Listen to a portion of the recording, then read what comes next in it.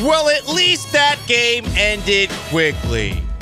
Good God. What an atrocity the Texans did upon our eyeballs yesterday in a 30-6 loss to the Zach Wilson quarterbacked New York Jets. You heard Spencer saying it coming into the show. You want to vent today. You know how to do it. 713-780-3776 to call in and to text in. On a day where the Jacksonville Jaguars lost again, this time to the Cleveland Browns, a game where the Indianapolis Colts lost to the Cincinnati Bengals. The Texans had a huge opportunity, and they did not come anywhere close to taking advantage of it. They embarrassed all of us. What do you do when you've embarrassed yourself? What do you generally do? I know for me, my big fear waking up on a Saturday morning or a Sunday morning with a pulsing headache, not knowing what I did the night before, is generally the biggest fear I have. Did I make people mad? Do I need to apologize to anybody? Should I send out a mass apology text to a bunch of people afterwards? I mean, that's what the Texans have to do today. I want to manufacture anger. Luckily, the game was over so quickly by the beginning of the fourth quarter. With like 8 minutes to go, you knew this thing was done. When you heard that touchdown right there, you knew it was over. I don't have that pissed off level that I would like to be coming into today's show with, but it's a massive blown opportunity. And I think if we're being honest with ourselves, this team doesn't deserve to make the playoffs. If there was some sort of college football playoff-esque system to determine who makes it and who doesn't, with all of these 7 and 6 teams, doesn't the team that's made Desmond Ridder look good, Bryce Young look good, Gardner Minshew look good, and now Zach Wilson, who had his best career game, does that team deserve to make it? They don't. They don't deserve to make it. And expectations change. Going into the year, you would be happy to see the Texans at 7 and 6 right now, but I don't give a damn about the weather, about the injuries, about the field at MetLife. You, again, gave Zach Wilson his best career game. Need proof of that? Here is Robert Saleh basically saying that. Head coach of the New York Jets. You know, obviously we'll really thought the offense came out of the locker room. Felt like we were doing a good job moving the ball in the first half. Obviously, we weren't generating points, but we had some opportunities. But the second half, I thought Zach probably played the best game of his career. Just the off-schedule stuff, the timing and rhythm, and getting the ball out to where it needed to get to, being aggressive but smart at the same time. Scrambled. I know he had the scramble, but just the aggressiveness, the scramble, and he was out there having a good time, and he made a lot of things happen that weren't there. So hats off to him. I thought he was outstanding today. And then defensively, against that quarterback, who I have high regard for him. CJ's going to be a really good football player in this league. Thought again our front handled it. Our back end was sticky, made it hard for him, and then special teams obviously did their thing. The back end was sticky, huh? A lot of people would make that argument that I feel that way sometimes, waking up on a Friday or a Saturday. Hey. But to bring it back to what he was saying along the way, did you hear what he said? Not just that Zach Wilson had the best game of his career. He had fun. He had fun against you. Imagine Zach Wilson with the most punchable face of the NFL having fun against you. You should be motivated just by his little face.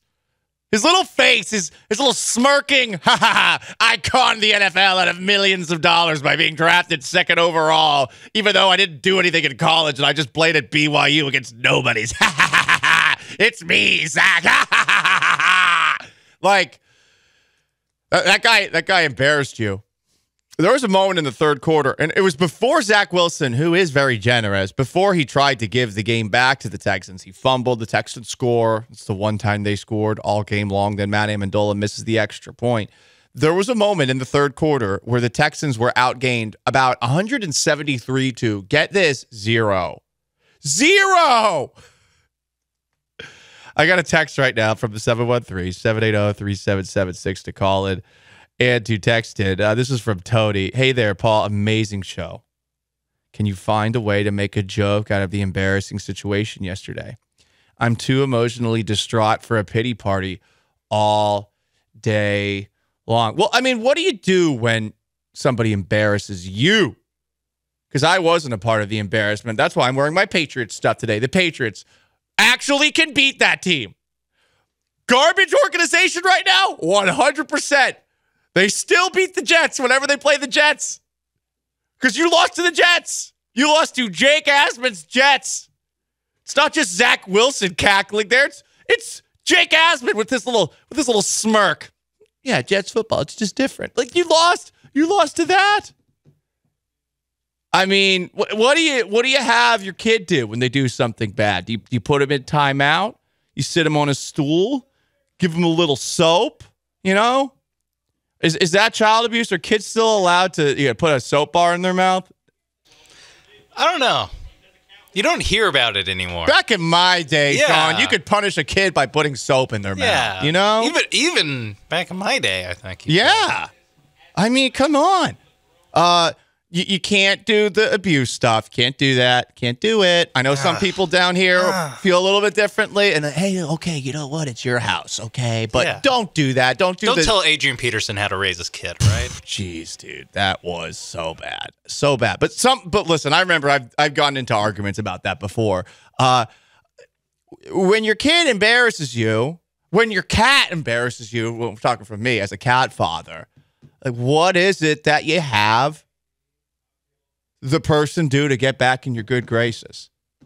Because, I mean, they blew a massive opportunity yesterday. And they did it in embarrassing fashion. If they lost 6-0, fine. You lost 30-6 to the Jets and Zach Wilson. And I know there are some Texans bobos out there who are going to make the call for injuries. Oh, CJ Stroud got assaulted. Why did the referee throw that guy out of here? Forget about it. But no, ultimately. Are they from New York? Yeah. But they're Texans fans? It's a New York Texans fan. Okay. There were a couple. There's bandwagoners. I saw a couple in the CBS broadcast, and I was like, those might be the most miserable people on the earth. There are bandwagon Texans fans. We talked about it. Some of them, I would imagine, were Jets fans. But yeah, then you watch this game and you're like, nope. I will not denigrate myself by becoming a Texans fan. I'm still a Jets guy. We got a thought on the most interactive sports talk show in Houston, 713-780-3776 from Ralph. Ralph, what's going on? Oh, nothing. Great ball show. Great show, Paul. Thank you. Hey, man. So I'm a longtime Bucs fan. I called to talk about the Texans, but, I'm back to being a lowly Bucs fan. We got Baker. He's going to be either great or he's going to stink. Whatever. I'm a lifetime fan. But this is for the Texans fans. You got a quarterback who's arguably rookie of the year. They have a game, they lose. Don't beat the crap out of them on one loss. I mean, to me, you're going to beat the crap out of those guys. I'm not a Texans fan, but Houston in general needs to learn to support their teams because that's what gives Houston a bad reputation with their teams. Their stadium wouldn't even sell out when they were just sucking balls the whole time when the old coach gave their team away, right? Now, he has one bad game and everybody's all boo-hoo, boo-hoo. Mark it off, go to the next week and see how you can recover. That's all I got. All right, Ralph. I appreciate the phone call. Not sure if you can say what you said, but you know what? We do not. S&Bs? Yeah. We do not. Let me text Joe censor people. Well, at this point, it's already happened. No, but I just want to text Joe out of the blue at 10 in the morning. Hey, can you say this on the radio? Oh, too late. But it wasn't me. It wasn't me this time. So, to Ralph's point, which he constantly brought up, hey, I'm not a Texans fan. I'm a Bucs fan. Baker Mayfield. Baker Mayfield also had a good game against the Houston Texans defense this season. It's a problem. It's DeMeco Ryans' defense. He's the head coach of the team. It is a reflection of him. I don't think that it's the same to say that, like, hey, like, Texans fans, they get on the Texans really quickly. I think that Texans fans are very, very patient, the ones that have actually hung around. And the ones that have checked out, I get it. But now we're all checked back in, and you're playing the Jets, and you had a feeling that the Cleveland Browns could beat the Jaguars with a banged-up Trevor Lawrence, and you had a feeling that Jake Browning, based off of what he did to the Jaguars on Monday, was going to be able to cobble together enough points for the Bengals to beat the Colts. And both of those things happened, and you lost in super embarrassing fashion. And we're not just talking about struggles by C.J. Stroud, who lost Nico Collins early in the game and didn't have Tank Dell and didn't have Dalton Schultz and didn't have Titus Howard. We're talking about a defense that has been doing this all year long. It has been getting beaten up by quarterbacks that no one believes to be good. No one. Hey, they're in the NFL. Sure.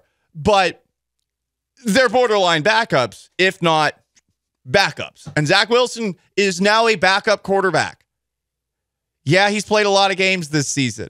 He was supposed to be the backup quarterback for this team, and he had his best game of his career, his coach's words, against the Texans defense. So, sucky Monday, huh? Paul Gallant Show, ESPN 97.5 and 92.5, 713-780-3776 to call in and to text in. What should the Texans do to make up for this? Right? Because there is turning the page, moving on to the next game. I guess it's Tell the Truth Monday on Kirby Drive. That's what D'Amico Ryan said after the game. But what do they have to do to apologize to us? Because they got to apologize.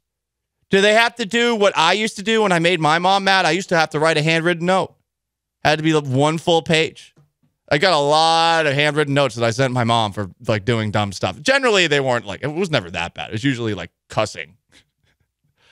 Paul, you dropped an MF and FFF in front of me. You can't do that. You can't do that. Sit on your stool and eat that bar of soap for every single minute of your age. So he's like, oh, you're 12 years old? Guess what? Yeah, you're still getting soap in the mouth. Yeah. Classic.